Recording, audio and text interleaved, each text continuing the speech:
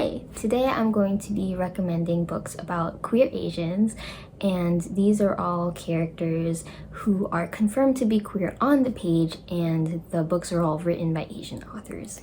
So the first book I'm going to talk about is Rise of Kyoshi, which is a prequel novel to the cartoon Avatar: The Last Airbender, and it's about Kyoshi's rise to becoming the Avatar, as the title suggests. I think it's really interesting to see her grow through her journey of learning bending, even like just honing in her earth bending, which she wasn't a master of before. If you don't know, Kyoshi is bisexual. I think that's confirmed in the Legend of Korra comics.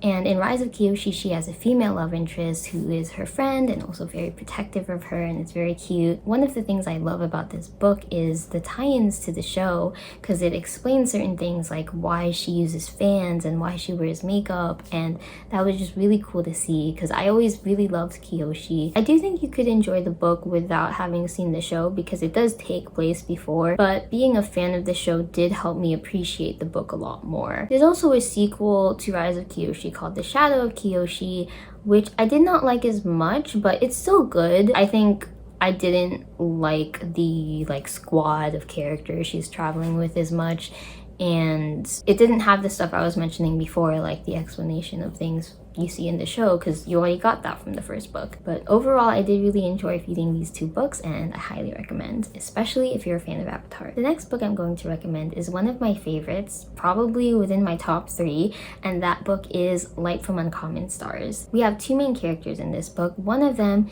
is Katrina, and she's a transgender girl who runs away from home and she plays the violin. The other main character is a violin teacher named Shizuka, and she made a deal with a demon to trade the souls of 7 of her students for her own success, and she's already traded 6 souls, so she needs 1 more student, and of course that student is Katrina. Shizuka also has a female love interest, so that's really cute as well.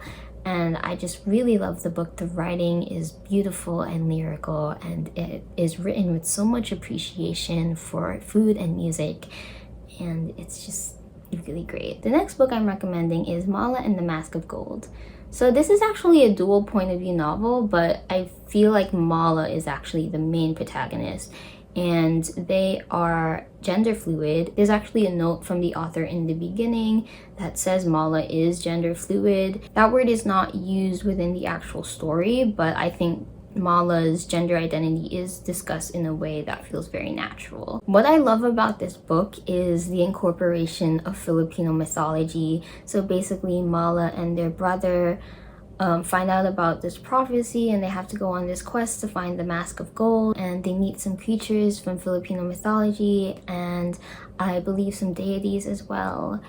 And that was just really nice to see because it's just an underrepresented culture. It's also a short book as well. Like, I have it here. You can see it's pretty thin, so definitely a good quick read. The next book I'm going to recommend is a manga called Is Love the Answer? And this has a very special place in my heart because the main character is asexual, and it has the ace flag on the front, and I'm also asexual. I think within the story, it's very clear that Chika is an aromantic asexual, and the author also confirms that in a little supplement that's within the book. But Chika is still very much figuring it out and not being in a rush to put labels in herself. And it's a really great thing to show to people who might be questioning their own identities, because you really don't have to rush to put a label on yourself. The story is very much about Chika's queer identity and how she does not experience romantic or sexual attraction. I will say that she does face some very ignorant comments, but it's mostly in the beginning when she's in high school, and I think the story moves on from that part of her life very quickly. And so she ends up in college, and she ends up meeting a teacher who says that she also does not experience sexual attraction, and so it opens Chika up to this possibility that there are other people like her. And so she ends up learning a lot more about asexuality. Even though she's mostly learning about asexuality, she does also read that there's a difference between romantic and sexual attraction. So the book isn't lumping them together.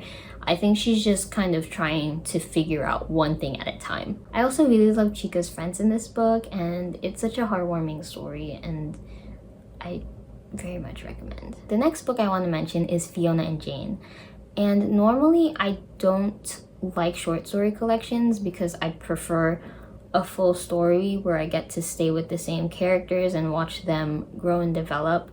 But what I like about this collection is that the stories are actually about the same two characters, and we get to see points throughout their lives. So I think in the beginning they're like 17, and then by the end they're like in their 40s, which was really cool to see because you get to see them kind of grow up. The two main characters, Fiona and Jane, are Taiwanese American women, and one of them is queer. I don't think it specifically states how, but she is shown to be with a man at one point and also women at other points. I honestly don't remember a lot of specifics about what happens in the books, but I think it was just an enjoyable read and it was cool to stay with them throughout their adulthoods. The next book I'm recommending is a standalone graphic novel called Squad. The main character, Becca, transfers to a new high school and she finds her squad with the most popular girls in the school, and then she finds out that they're werewolves.